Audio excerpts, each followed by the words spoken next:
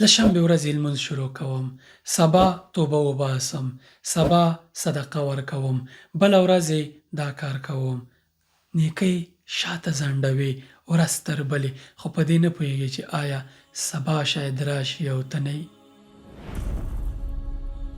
ډېرو انسانانو په همدغې باندې د خپل ژوند فرصتونه له لاسه ورکړل چې سبا سبا یې کوو، خو سبا پرې رانغی.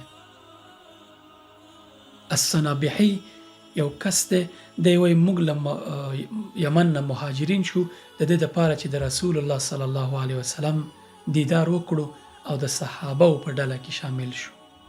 او کله چې مدینې ته ورسید ورته وویل شو چې 5 ورځې مخکې رسول الله صلی الله علیه وسلم وفات شوی دی.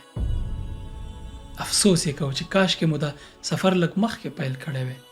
څو ورځو له دې لوی نعمته محروم کړل چې صحابي شي. تر دې بل لوی نعمت شته، خو ده په دې خاطر چې زه سبا سبا سبا دا نعمت ترې پات شو. یوه دقیقه کې یو انسان یو فرصت له لاسه ورکوي، ژوند یې پای ته رسیږي. یو ساعت تا له جنته محرومولی شي چې ته یې شاته ځنډی او کار. کیدای شي ته توبه وباسي، الله دې وبخي، اما ته وایي چې زه سبا، خو سبا دې ژوند پای ته ورسیږي او له جنته محروم شي. الله پاک څه فرمایلی؟ دا قرآني قاعده له ځان سره همیشه ذهن کې ساته. اعوذ بالله من الشیطان الرجیم وسارعوا الى مغفرة من ربكم وجنة عرضها السماوات والارض اعدت للمتقین. هڅه کوئ، منډه کوئ، ځغلئ، کوشش کوئ، عجله کوئ د الله پاک بخښنې ته او جنت ته. کله چې الله پاک تاسو ته بخښنه وکړي خو جنت درکوي.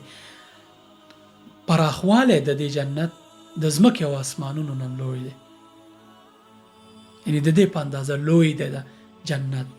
اعدت للمتقین، پرهیزګارانو ته یې وعده ورکړل شوې ده. که ته بخښنه وغواړې الله پاک نه، توبه وکړې، الله پاک به جنت بدله درکړي. ته په متقینو کې راځې، پرهیزګارانو کې راځې. په نیکیو کې، په ښه کارونو کې بیړه کوه، عجله کوه، مه یې ځنډوه. ته چې سبا سبا کوي شاید سبا رانه شي. هر فرصت نه استفاده کوه، داسې نه چې فرصتونو ته په تمه او بله ورځ مرګ درنه دغه فرصتونه اخیستي. سلام علیکم.